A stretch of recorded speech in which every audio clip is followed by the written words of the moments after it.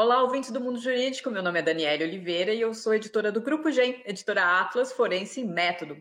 Estamos aqui para mais um podcast do GEM Jurídico. E temos a honra de receber para o nosso bate-papo de hoje o professor Rogério Greco, pós-doutor pela Universidade de Studi di Messina, na Itália, doutor pela Universidade de Burgo, da Espanha, mestre em Ciências Penais pela UFMG, formado pela National Defense University dos Estados Unidos e especialista pela Universidade de Salamanca, na Espanha. Ele é membro fundador do Instituto de Ciências Penais e da Associação Brasileira de Professores de Ciências Penais, foi membro do Ministério Público de Minas Gerais de 1989 a 2019 e atualmente é secretário de Estado de Justiça e Segurança Pública de Minas Gerais.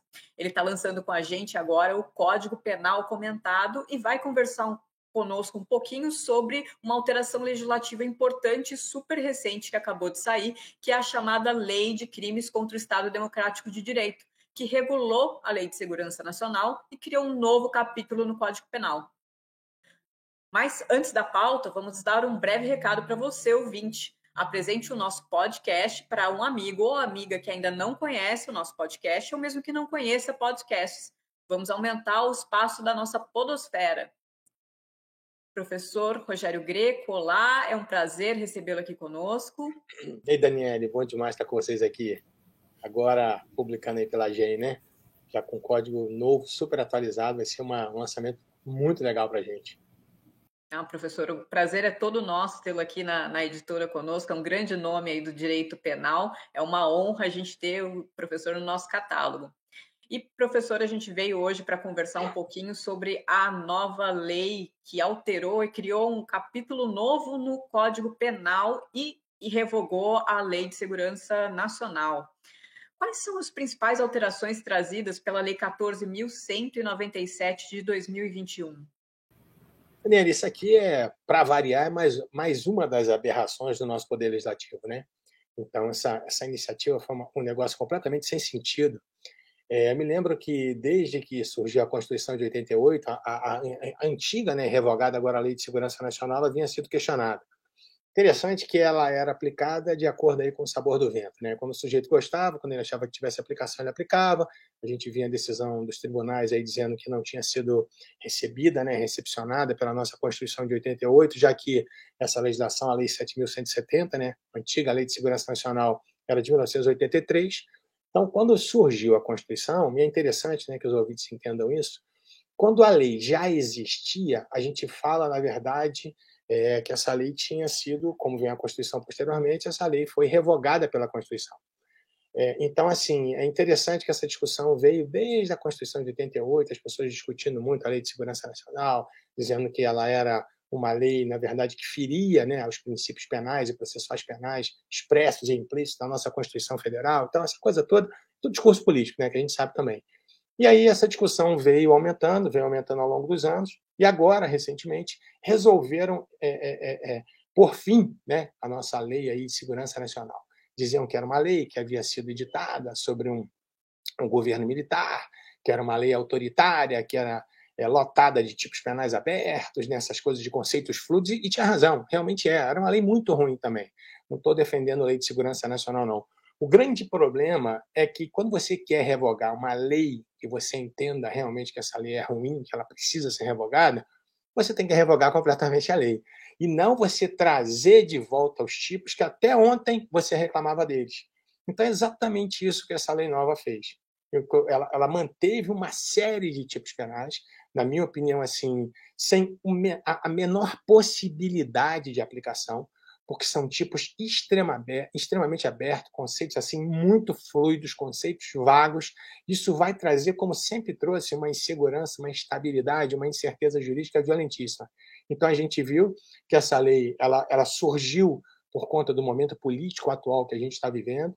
A Lei 7.170 ela vinha sendo aplicada em algumas situações, a exemplo daquilo até que aconteceu com o presidente da República, né, que foi não era só um candidato à presidência da República, e foi vítima, né, de uma tentativa de homicídio. Então, a gente vai vendo essas coisas todas acontecendo, os crimes contra a honra que tinham na Lei 7.170 e agora não existe mais, né, foram revogados. Enfim, então criou, na verdade, um imbróglio, criou um misto de extinta Lei de Segurança Nacional com novos tipos penais. A tendência é que realmente essa lei seja uma lei muito complicada de ser aplicada, muito complicada, justamente por isso, por conta da incerteza, da insegurança, da instabilidade jurídica que ela traz. Então, o resumo geral é que a gente trocou 6 por meia dúzia ou 6 por meia meia, porque assim ficou muito pior, na verdade, do que era antes. Professor, e quando a gente tem uma alteração dessa e em relação à legislação penal, tem algumas consequências, né? Apesar de trocar 6 por meia dúzia, em direito penal, por conta, né, de todo a lógica e o sistema que tem por trás, a revogação de uma lei e de tipos penais, ela tem alguma consequência em relação aos processos e aos crimes e às condenações que já existiam em relação à lei anterior. Quais são os impactos da revogação da Lei de Segurança Nacional nos processos que já vinham transitando e nas condenações que existiam com base nos seus artigos? Essa pergunta você quer assim, quebrar o meio, né, Daniele? Porque é uma pergunta muito boa e é importante que as pessoas entendam o seguinte: existe um princípio chamado de princípio da continuidade normativo típica. Quer dizer o quê? Eu tinha um tipo anterior na Lei de Segurança Nacional e esse tipo praticamente foi repetido pela legislação posterior.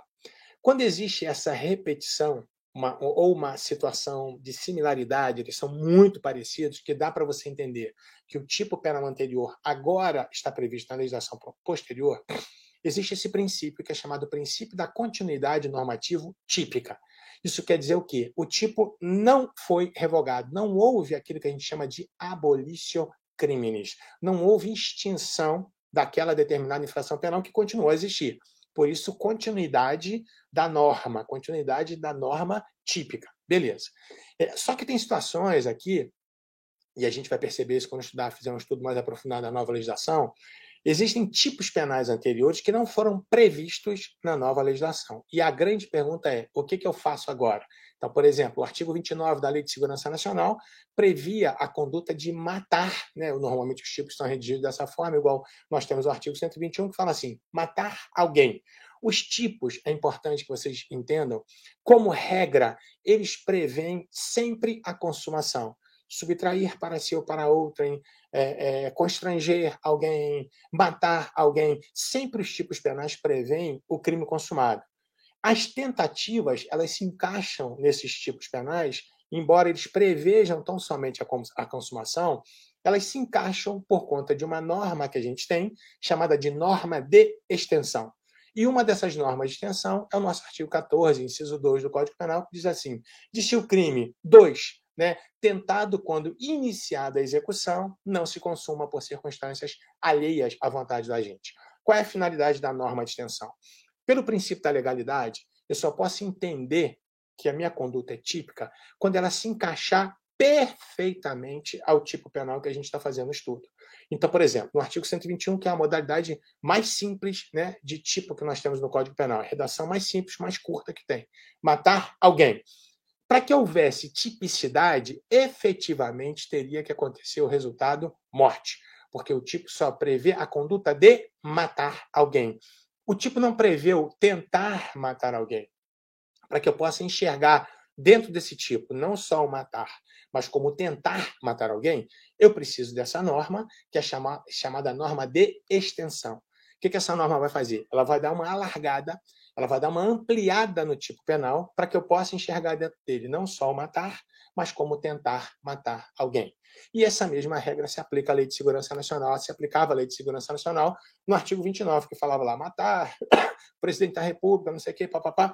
Enfim, essas condutas que tinham previsão na Lei 7.170 e hoje não tem mais, a exemplo dos crimes de calúnia, difamação, injúria, esse homicídio, esses tipos penais eles eram especializados em razão da motivação do agente.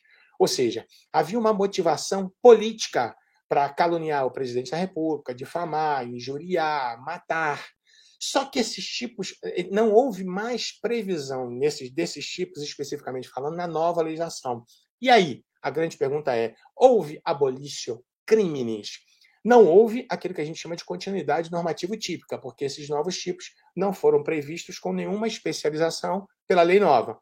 Eles foram simplesmente revogados junto com a Lei de Segurança Nacional. Bacana? E agora, aquelas pessoas que caluniaram essas autoridades que estão previstas na Lei de Segurança, injuriaram, difamaram, mataram ou tentaram matar, elas vão sair impunes dessa brincadeira? Essa é uma questão interessante, porque é uma questão nova. Particularmente, eu estou até tentando criar um conceito novo, um conceito diferenciado, que ninguém copia esse conceito que eu vou falar aqui agora, não. Mas é um conceito diferenciado de continuidade normativo típica. Se eu chamo de continuidade normativo típica esse novo tipo penal que veio criado por uma lei posterior, que prevê situações semelhantes à lei anterior, como isso não aconteceu, mas ainda no Código Penal nós temos essas condutas todas que foram revogadas junto com a Lei de Segurança Nacional, nós podemos criar um conceito de continuidade normativo típica ao reverso. Por que ao reverso? Seria inadmissível, seria inimaginável, por exemplo, eu tendo um artigo 121 no Código Penal que diz matar alguém, eu tendo um crime de calúnia, eu tendo um crime de difamação, eu tendo um crime de injúria, que só não foram aplicados por conta da motivação especial do agente. Só houve aplicação da Lei de Segurança Nacional, por quê? Porque era uma motivação, quando ele injuriou, caluniou, difamou, matou, era uma motivação de natureza política. Mas o crime em si, independente da sua motivação, ele existe, ele continua a existir. Então, na minha opinião, embora esses tipos penais tenham sido revogados, ou seja, não existam mais por conta da própria revogação da Lei de Segurança Nacional, isso não quer dizer que essas pessoas não continuem a serem incriminadas por aquilo que eles fizeram. Então, a única diferença que nós temos que ver aqui agora vai ser a comparação dos dois tipos. Como assim comparação dos dois tipos? Eu tenho uma legislação anterior que ela prevê um comportamento muito parecido, muito similar, só que eles têm penas diferentes.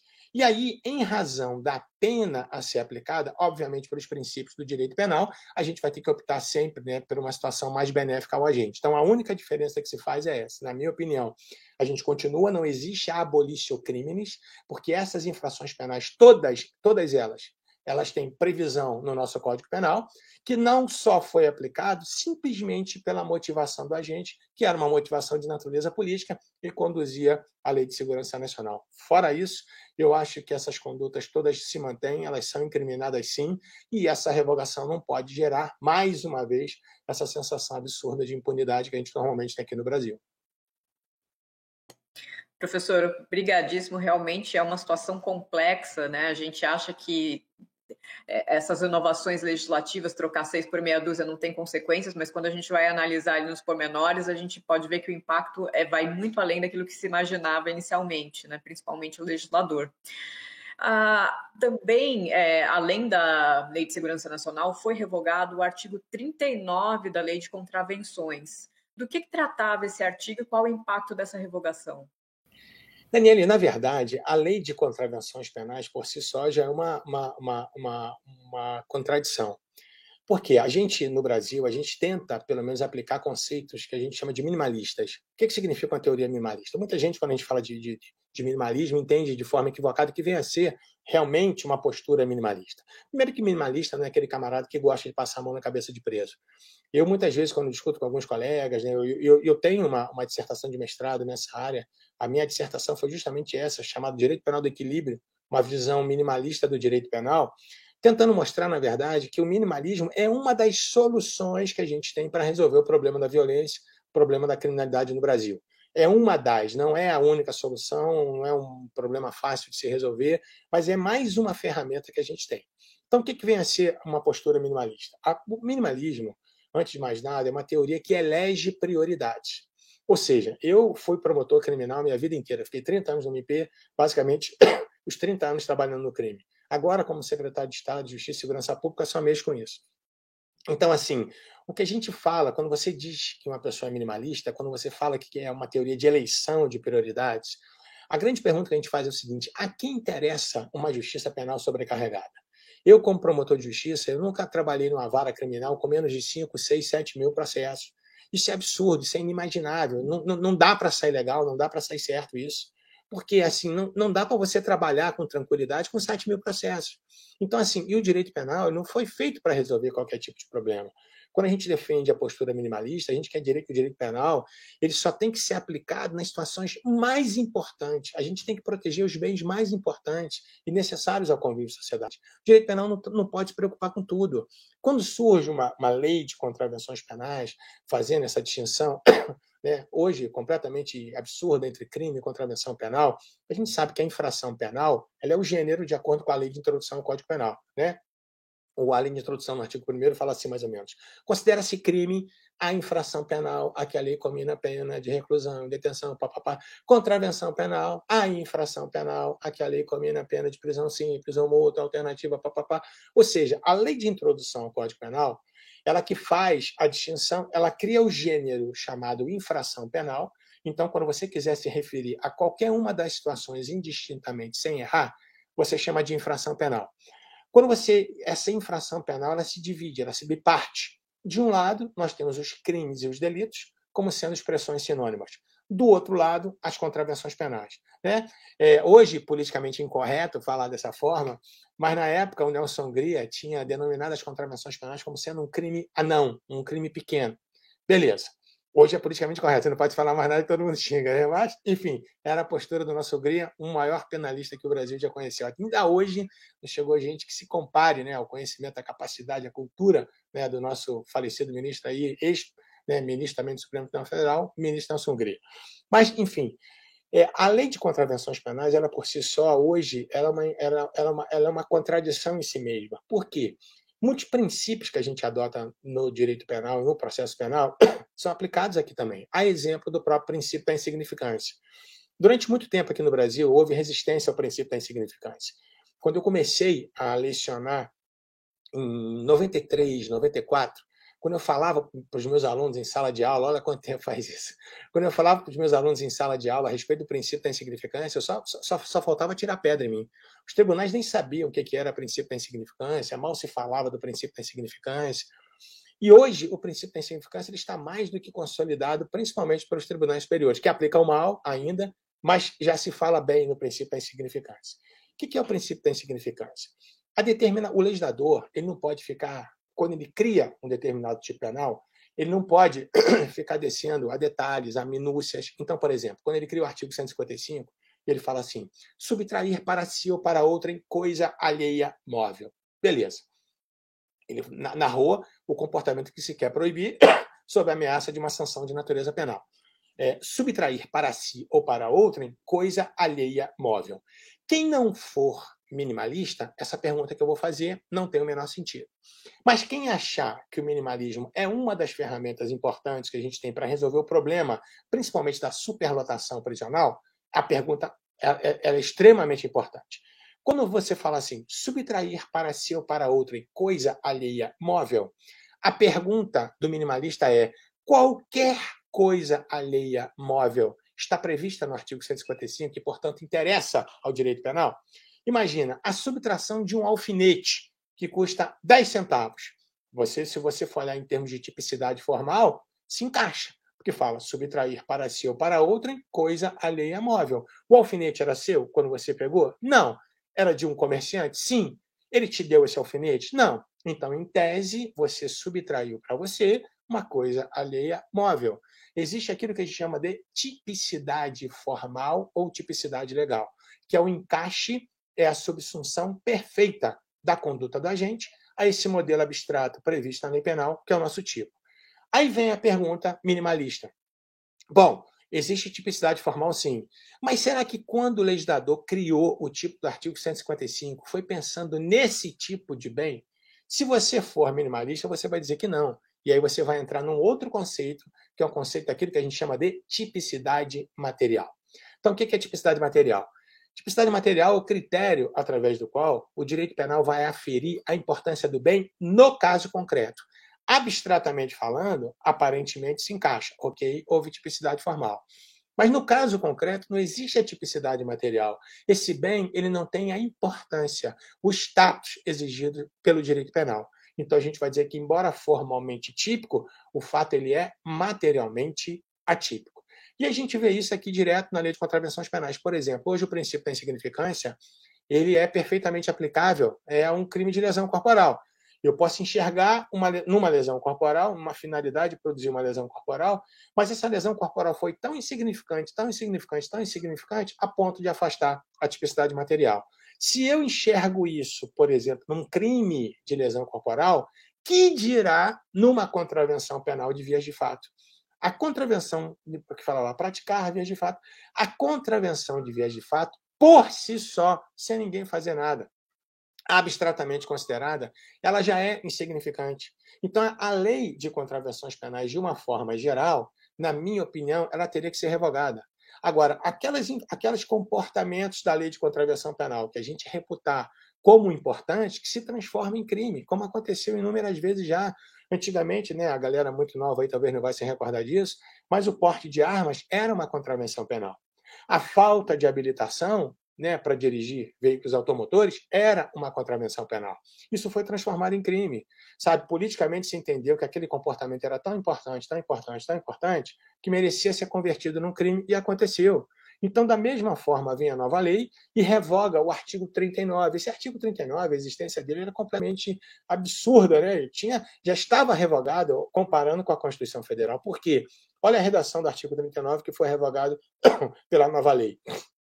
Fala assim: participar de associação de mais de 5 pessoas que se reúnam periodicamente sob compromisso de ocultar à autoridade a existência, objetivo, organização ou administração da associação. Isso é um absurdo. Né? O próprio artigo 5º da Constituição Federal prevê, né, essa possibilidade de reuniões lícitas. Obviamente que ninguém está falando aqui de uma associação criminosa, ninguém está falando aqui, né, de uma organização criminosa, não é isso. Agora, eu não sou obrigado a informar o que eu vou fazer na minha casa, posso ter 30, 40, 90, 100 pessoas.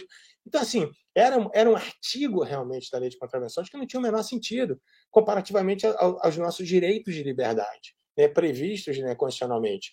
E ela falava o seguinte: participar de associação de mais de 5 pessoas que se reúnam periodicamente. Imagina a galera que faz resenha. Quero falar para o Estado o que eu estou fazendo, eu estou reunindo os amigos da minha casa, eu quero tomar uma com eles, eu quero, sabe, bater papo, eu quero fofocar, eu quero xingar os outros. Sim, estou praticando crime porque eu estou me reunindo, né, como diz aqui, e ocultar a autoridade, a existência, objetivo, organização e administração da associação. Isso era vergonha, um absurdo, né? Já tinha que ter sido revogado, como grande parte dos tipos penais da lei de contravenção.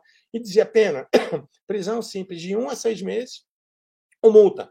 Ainda coloca no parágrafo: na mesma pena incorre o proprietário ou ocupante de prédio que o cede, no todo ou em parte, para reunião de associação que saiba ser de caráter secreto. Então, assim, realmente era uma situação ridícula. Aí o juiz pode, tendo em vista as circunstâncias, deixar de aplicar a pena quando lícito o objeto da associação. Então, veio a lei, né, e aproveitou e colocou a revogação especificamente desse tipo penal, mas perdeu a oportunidade também de revogar muito mais. O professor realmente tem alguns tipos, né? Algumas contravenções que realmente já passaram da hora aí de serem revogados, né? O professor já falou um pouquinho, e acho que é só uma questão de aprofundar aí na questão dos novos crimes contra o Estado Democrático de Direito e a correspondência deles com alguns crimes da Lei de Segurança Nacional. O professor poderia explicar para a gente um pouquinho mais a relação de um com o outro? Sim, sim. Na verdade, Daniele, foram vários os tipos penais que foram aproveitados, vamos dizer dessa forma, da Lei de Segurança Nacional. Então, o novo tipo do artigo 359.1, né, o capítulo que fala dos crimes contra a soberania nacional, prevê um crime que obviamente, só fazendo um parênteses aqui, é muito importante porque quando você vai fazer uma interpretação de tipos penais, a gente tem que entender que o artigo ele não é uma estrela jogada, né, à parte. O artigo ele é uma estrela que faz parte de uma constelação, que faz parte de uma galáxia, e essa galáxia faz parte do universo. Ou seja, não são tipos penais isolados. Então, toda vez que você for fazer uma interpretação, é muito importante que você, de cara, entenda qual é o bem juridicamente protegido por aquele tipo penal. E onde é que você vai enxergar esse bem juridicamente protegido? O próprio título nos dá uma dica, o próprio capítulo nos dá uma dica. Então, por exemplo, nós temos um título novo, que é dos crimes contra o Estado Democrático de Direito. Então, todo tipo penal que estiver contido dentro deste título aqui, qual vai ser o bem juridicamente protegido? O Estado Democrático de Direito. Beleza. E vem o capítulo 1, que copiou uma série de tipos penais que estavam na Lei de Segurança Nacional, por isso a gente falou logo no comecinho aqui que havia a chamada continuidade normativo-típica, criou um capítulo 1 dos crimes contra a soberania nacional. Então, além do Estado Democrático de Direito, o outro bem juridicamente protegido que a gente tem aqui, qual que é? Soberania nacional. E o primeiro artigo é o artigo 359, que fala o seguinte: atentado à soberania. E fala lá: negociar com o governo ou grupo estrangeiro ou seus agentes com o fim de provocar atos típicos de guerra contra o país ou invadi-lo. Nós tínhamos, né, na Lei de Segurança Nacional, o artigo 8º, que dizia o seguinte: entrar em entendimento ou negociação com o governo ou grupo estrangeiro ou seus agentes para provocar guerra ou atos de hostilidade contra o Brasil. Ou seja, aquele tipo que existia já na Lei de Segurança Nacional, ele foi importado, ele foi trazido para dentro da nova legislação. Outros tipos, né, a gente tem pelo menos uns 4, 5 tipos aqui que foram realmente trazidos à Lei de Segurança Nacional. Por isso que eu falei com vocês que assim vai ser bem complicada a aplicação, porque em muitas situações isso vai gerar uma dúvida, e uma dúvida assim irremovível, na verdade. Os tribunais vão ter muita dificuldade, muitas vezes, para interpretar e aplicar determinados tipos penais. O 359J, que também tem uma repetição da lei anterior, fala o seguinte: praticar violência ou grave ameaça com a finalidade de desmembrar parte do território nacional para constituir país independente. Olha só que situação estranha. Praticar violência ou grave ameaça com a finalidade de desmembrar parte do território nacional para constituir país independente. Você acha que uma pessoa sozinha ela é capaz, vamos supor que o camarada numa discussão de bar, né, e ele brigue com todo mundo porque ele quer... A gente tem no Brasil, não sei se vocês sabem disso, a gente tem no Brasil aqui inúmeros, incontáveis movimentos separatistas. Basicamente, em todos os estados da federação existem movimentos separatistas. Esses movimentos, por si só, eles são considerados como ilícitos? São ilegais? Não. Eu posso ter o direito de dizer: olha, eu moro no meu bairro, eu quero separar o meu bairro. Eu posso ter uma loucura dessa, uma insanidade dessa? Posso. Isso faz parte do seu direito de liberdade, desde que você não se utilize de violência, você não se utilize de ameaças para poder cumprir o seu ideal, cumprir o seu objetivo. Você tem o direito de dizer, e a gente viu isso durante muitos anos, né? Principalmente os estados, vamos dizer dessa forma, egoisticamente mais ricos do que os outros estados, e que tinham uma divisão de carga tributária diferente, né? Eles exigiam, durante muitos anos, a gente ouviu esse discurso no Brasil: ah, não, o nosso estado aqui fica bancando os outros estados da federação, não é justo, nós temos que investir o que a gente a nossa receita, né, no nosso território. Isso aí a gente sempre ouviu e sempre vai ouvir. Então, mas quando você fala assim, você tem um tipo desse, praticar violência ou grave ameaça com a finalidade de desmembrar, poxa, você não está falando de uma pessoa. Você tem que falar pelo menos de um grupo considerável, que esse grupo vai se articular, esse grupo vai se movimentar. É como se fosse, basicamente, aqui uma guerra civil, né? Então, assim, tem situações que a gente vai ver que a lei, assim, ela é de difícil aplicação. E no artigo 11, revogado da Lei de Segurança Nacional, tinha a mesma previsão. Falava assim: tentar desmembrar parte do território nacional para constituir país independente. Então, quer dizer, a gente viu uma série de repetições de tipos que antigamente a gente criticava na Lei de Segurança Nacional, que foram tranquilamente repetidos aqui sem nenhum problema. Tem tipos interessantes, né, também como repetição, muitas situações parecidas, como é o tipo de espionagem do artigo 359K, que fala assim: entregar a governo estrangeiro, a seus agentes ou a organização criminosa estrangeira, em desacordo com determinação legal regulamentar, documento ou informação classificados como secretos ou ultrasecretos, nos termos da lei, cuja revelação possa colocar em perigo a preservação da ordem constitucional ou a soberania nacional. Então, a gente, assim, eu tive o cuidado, inclusive, quando a gente comentou esse determinado artigo, de mostrar quais são os documentos que são considerados secretos ou ultrasecretos. São esses o objeto, na verdade, de proteção. Isso já tinha também na legislação anterior, né? Havia o artigo 13, que falava o seguinte: comunicar, entregar ou permitir a comunicação ou entrega a governo ou grupo estrangeiro ou a organização, ou a grupo de existência ilegal de dados, documentos ou cópias de documentos, planos, códigos, cifras de assuntos, interesse do Estado, que são classificados na época como sigilosos. Então, só para resumir, né, a gente já está chegando aqui no finalzinho do nosso bate-papo, também não quero cansar a galera, mas só para entender o seguinte, essa nova legislação, que se é que a gente possa chamar assim, pelo menos a primeira parte dela, o capítulo 1º, basicamente ele repete uma série de situações que existiam na Lei de Segurança Nacional, como no capítulo 2º também, que cria aqui os crimes contra as instituições democráticas, a gente vê uma repetição, vamos dizer, entre aspas, uma tentativa de melhora da redação, que não melhorou em absolutamente nada. A gente continua aqui, né, com a dúvida, a gente continua aqui com as incertezas que tinham na redação anterior. Só para a gente poder dar mais um exemplo, no artigo 359-L fala assim, abolição violenta do Estado Democrático de Direito. Tentar, com emprego de violência ou grave ameaça, abolir o Estado Democrático de Direito, impedindo ou restringindo o exercício dos poderes constitucionais. Então, a gente viu, assim, nessas últimas manifestações, muita gente presa aí pelo Supremo Tribunal Federal, contestando as decisões do Supremo. A gente viu na situação prisões, honestamente, na minha opinião, absurdas, ilegais, arbitrárias, abusivas. Mas, enfim, se entendendo que aquilo estava atrapalhando, impedindo. Como é que uma pessoa, por exemplo, soltar fogos em frente ao Supremo Tribunal Federal, isso pode ser considerado como um crime contra o Estado Democrático de Direito? Acabou o direito de manifestação? Então, assim, essa lei, na verdade, é uma legislação hipócrita. Ela veio, na verdade, para piorar a situação que já havia antigamente, né, e dizendo que melhoraria, que revogaria a Lei de Segurança Nacional, que supostamente tinha sido criada durante um período de governo militar, na verdade, piorou a situação.